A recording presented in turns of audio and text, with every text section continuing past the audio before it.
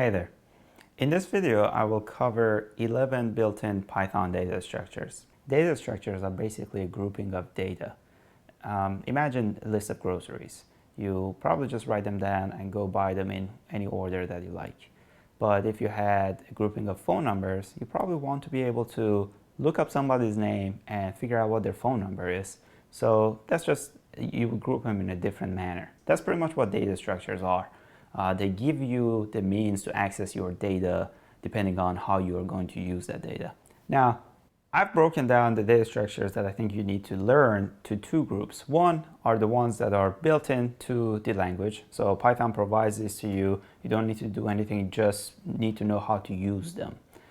And the second group are a little bit more advanced. These are the ones that you need to write the class for, you write some methods for them, and then you can use them. Let's not worry about these for now. In this video, I will cover 11, but you only really need to know 6 of them. Whether you are trying to be efficient at using Python or you're planning to do interviews with big tech companies, these 6 are the core data structures that you need to know. And then these 5 are the ones that help you write faster and cleaner code, but they're not a necessity, especially if you are just learning these for interviews. That being said, most interviewers, myself included, take it as a positive signal if you know the specifics of the language that you use. Now let's go back to these 6. These 6 are going to be introduced to you in this video briefly, and you will have enough to kind of Google around and learn more about them. But for each one, I've also included a deep dive video. If you are planning to do FANG interviews, I highly recommend watching the deep dive videos where I've also included sample questions in their description section, so you kind of get a glimpse of what are the type of questions that you would be asking in an interview, at least as a warm-up question. My suggestion to you is to open up your own editor and try things out as you watch these videos. Remember, you don't need to memorize everything. You can always look at documentation, Google things around, watch more videos, and if you combine that with trying things out for yourself, then things will click. Happy learning.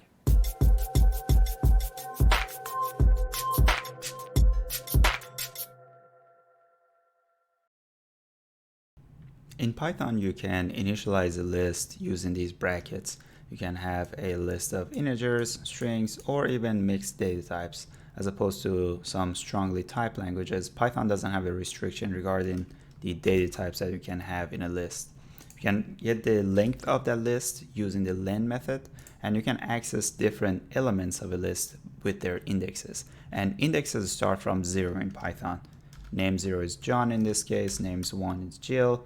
And if you want to count from the last element backwards, you start from -1, which is Jill in this case, and -2 would be John. You can also overwrite elements. Here I'm overwriting Jill with Oso and then printing the names list, which now has John and Oso. Append is a very useful method when you want to increase the length of your list and keep adding elements to it. Here I'm starting with an empty list and then adding 1 and 2. Maybe later on I need to add another item, so then I append 3. The opposite of append is pop, where you just remove the last element and return it. So if I print the list, now I only have 1 and 2. Extend is another operation where you add items to your list, except that in this case you're adding a bunch of items at the same time. You're basically adding another list to your list. Here I have 1 and 2 and then add 1, 10, and 15. Now I have all of them in order. The count method basically counts how many elements you have that match this element that we are passing to it. So how many ones do I have in the list? In this case, I have 2 ones at the indices 0 and 2. And sorts the elements in the list. Here I have some integers and I'm sorting them in an increasing order. You can do decreasing order if you have a list of strings. You can sort them alphabetically, and even if you have mix of data types, you can still sort the items in there. In case you want to do a deep dive for the other options of sort for 2D and 3D arrays, for how to iterate over an array, and a lot of other I guess, more deeper discussions regarding lists, feel free to check out the deep dive section. A set is a very different data structure than a list. In a list, you have the concept of order and indexes. In a set, you don't have these concepts. You basically have the idea of, does this element exist in the set or does it not? And sets are very efficient at telling you this. So I can initialize a set using the set method and pass a list to it, or I could directly use curly brackets. Now I can check if 1 exists in this num set or 4 exists in this num set, and you see that 1 does and 4 does not. You may be wondering what's the difference, so I could do the same with a list. The main difference is that a set uses hashing, and if you're not familiar with hashing, imagine just a one-to-one mapping. For example, if I have the value 2, Python can map this 2 to a specific memory address and immediately tell you if 2 exists in this set or if it does not. Basically, it only needs to check one place. As opposed to if I want to search for 2 in a list, Python has to search the whole list. I have two different data structures here. I have a num array or list and a num set. Both of these result in the same thing, but the set is extremely more efficient at giving me this answer than a list would be. A similar concept to append for a set is add. And the only difference is that when you add, you're not necessarily adding to the end, even though in this representation it looks like there is a concept of order, but there is not. And if I add an element multiple times, it doesn't really matter because we just care if an item exists or not. So we don't care, we are not counting elements in the set. The opposite concept of add would be remove. So I can remove an element from the set, and now I only have 1, 2, and 4. And the last concept I want to talk about is when you want to take a look at union, intersection, or an exclusive OR between two sets. A union would obviously be just the elements from both sets all combined. An intersection would be the elements that exist in both. So in this case, 3 is the only element that exists in both sets.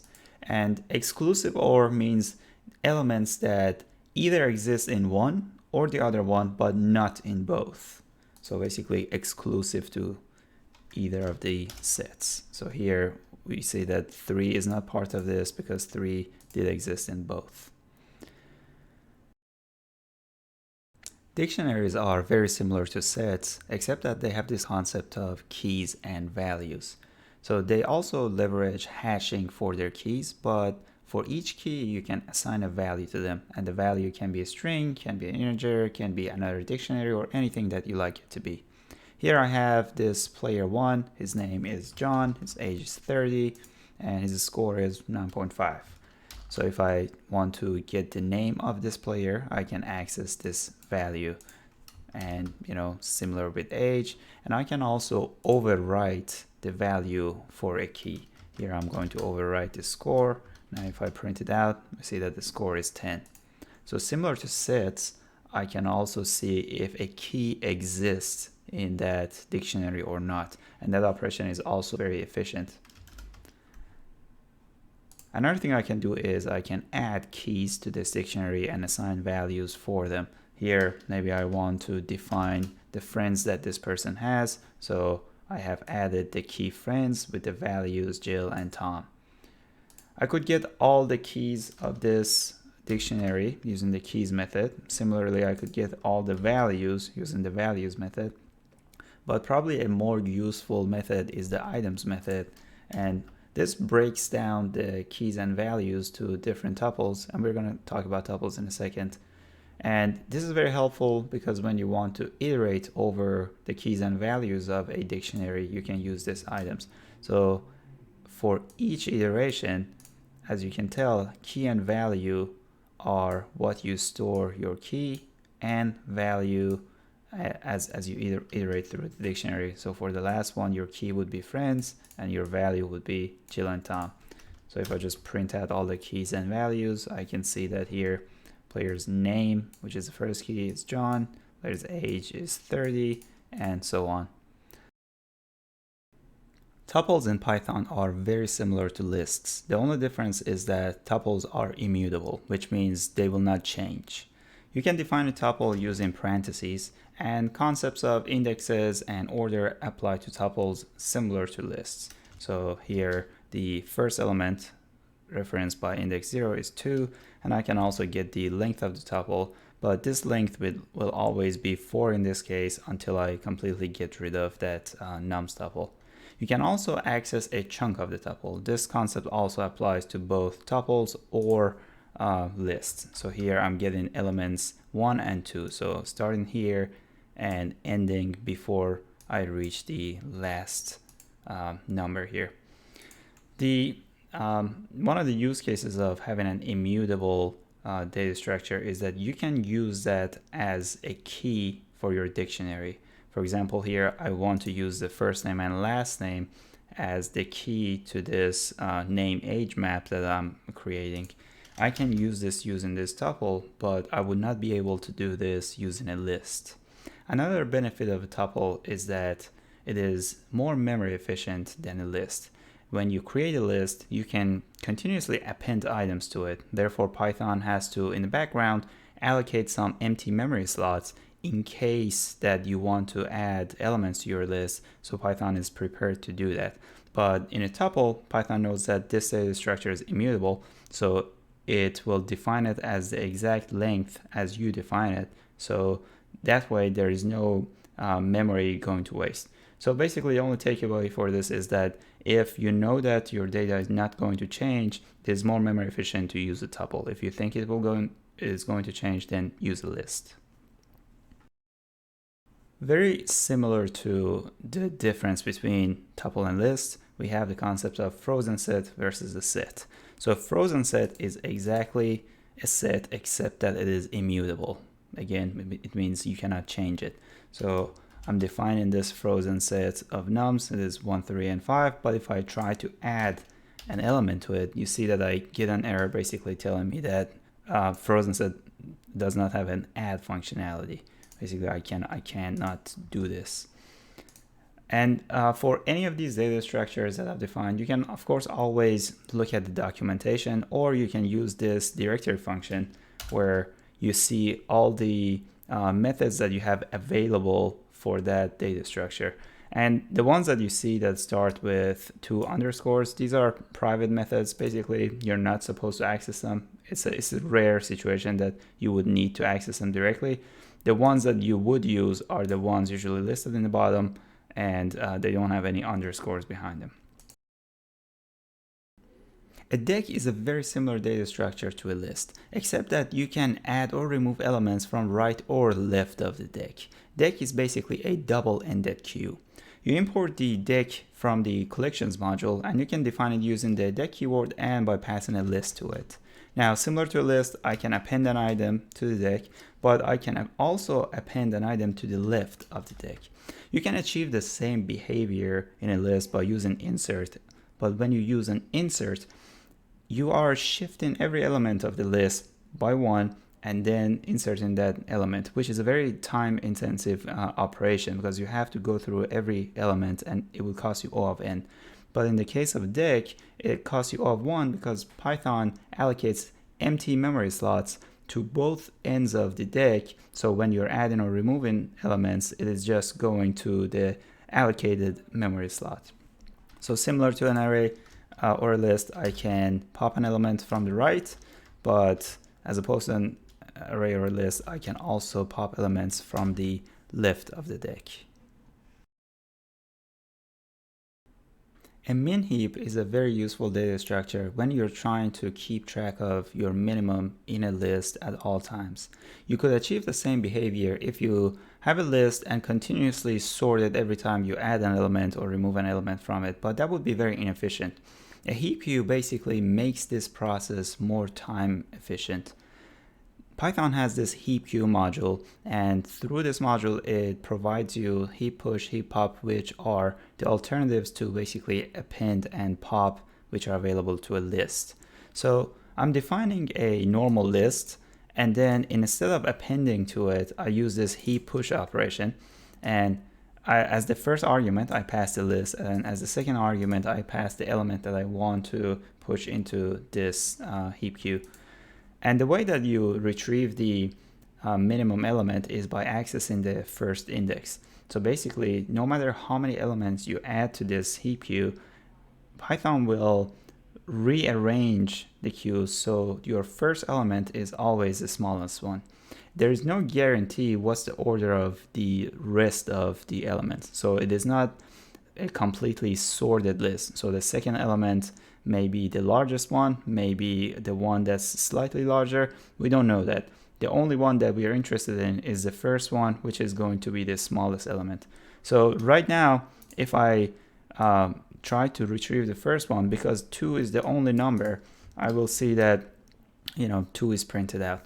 But if I push the number 3 and then push the number 100 and then push 1 and then 4, so I'm pushing all of these in a random order, but the smallest one in this list is 1. So if I try to retrieve the first element, you see that this is already organized in a way that that first element is the smallest one.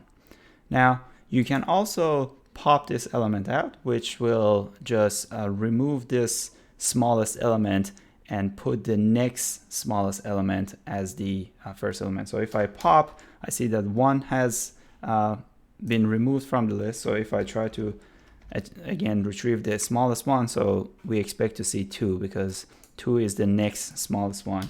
So 2 is here. Now if I remove 2, then the next element based on the things we have added should be 3.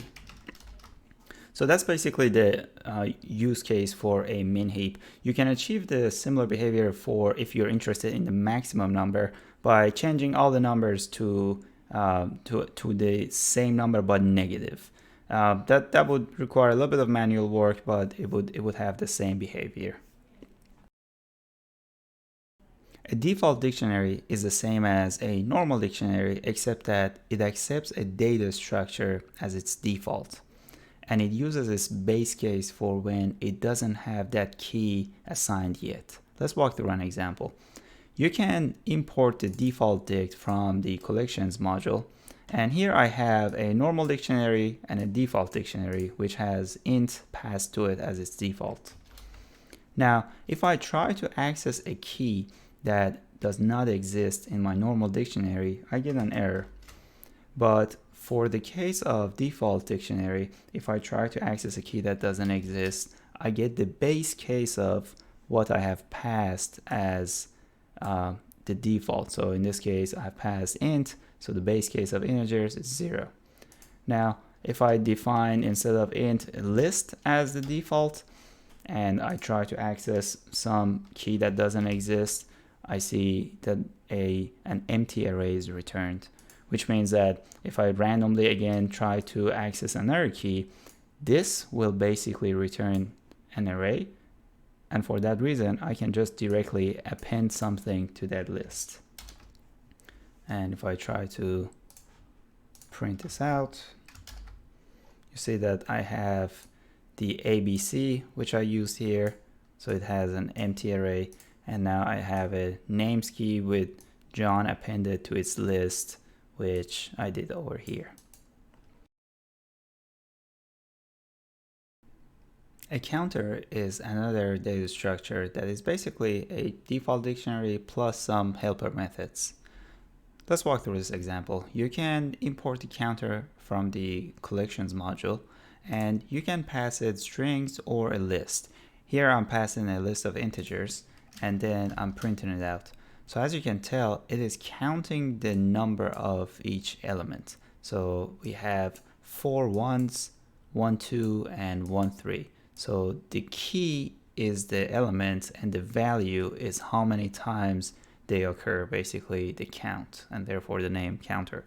So here if I try to print C of 1, I get 4, and if I try to print out something that has not appeared yet, I get 0. Basically its count is 0. Similarly, I could pass a string, and in this case, counter would count how many times each letter has appeared in that string. And there are other methods as well available. So as always, you can use the dir method to figure out what are all the methods available for this data structure.